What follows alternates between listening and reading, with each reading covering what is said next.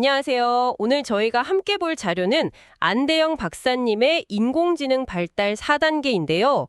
이걸 보면서 인공지능이 어떻게 지금의 모습까지 왔는지 그 층 그림을 한번 같이 그려보려고 합니다.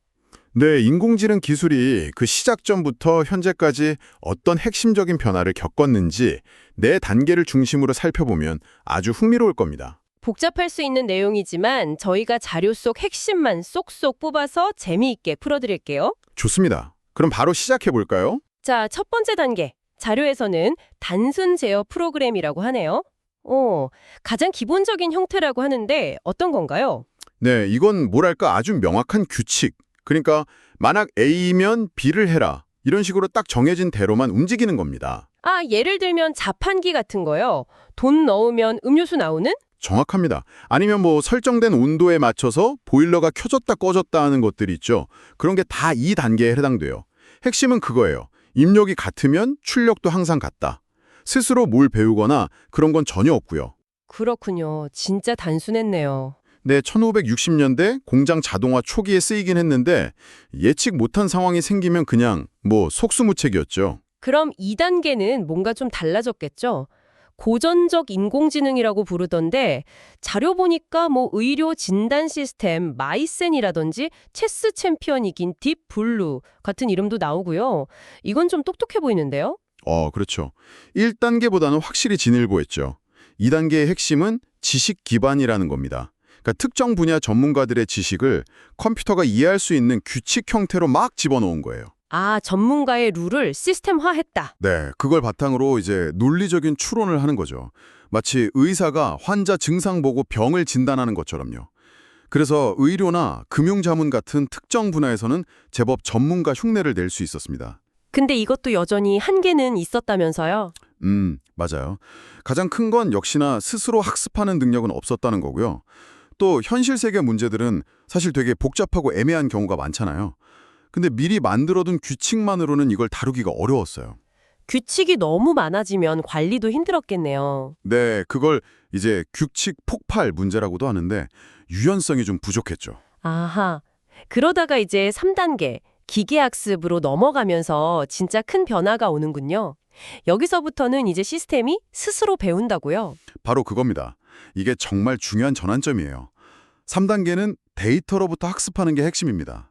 규칙을 사람이 일일이 알려주는 게 아니라 그냥 데이터를 왕창 주고 그 안에서 패턴이나 규칙성을 시스템이 알아서 찾아내게 하는 거죠. 와, 데이터를 보고 배운다. 신기하네요. 그럼 우리가 쓰는 기술 중에도 이게 많겠어요. 그럼요. 여러분, 스팸 메일 자동으로 걸러주는 거나 아니면 음성인식 비서, 또 쇼핑몰 같은 데서 물건 추천해주는 거 있죠. 그게 다 이 기계학습 기술 덕분이라고 보시면 됩니다. 데이터를 어떻게 주느냐에 따라서 또 방법이 다르다고요. 뭐 지도, 비지도 이런 말도 있던데. 네, 맞아요. 데이터에 정답을 붙여서 주면 지도학습, 그냥 데이터만 던져주면 비지도학습, 뭐 보상을 주면서 학습시키면 강화학습, 이런 식으로 접근법이 다양하고요. 알고리즘도 뭐 서포트 팩터 머신, SVM이나 랜덤 포레스트 같은 것들이 이때 많이 쓰였죠. 근데 이것도 완벽하진 않았을 텐데요. 한계라면 어떤 게? 일단 좋은 데이터가 그것도 아주 많이 필요하다는 점, 이게 중요하고요. 그리고 또 하나 AI가 어떤 판단을 내렸을 때 왜 그런 결정을 했는지 그 이유를 설명하기가 좀 어려워지는 경우가 생기기 시작했어요. 아, 그 블랙박스 문제라는 거요? 네, 맞습니다. 결과는 나오는데 그 과정이 투명하게 보이지 않는 거죠. 그 블랙박스 문제가 4반계 딥러닝에서는 더 심해진다고요. 이게 요즘 제일 핫한 분야잖아요. 알파고나 챗 GPT 같은 거 보면 정말 와 소리가 나오던데. 네, 4단계 딥러닝은 인간 뇌의 신경망 구조를 본떠서 만든 심층 신경망, 딥 뉴럴 네트워크, 이걸 사용합니다.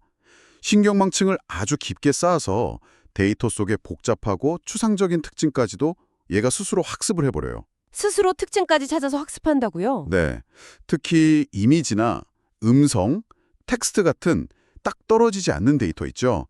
그런 비정형 데이터 처리에 있어서는 정말 혁명적인 성능 향상을 가져왔습니다.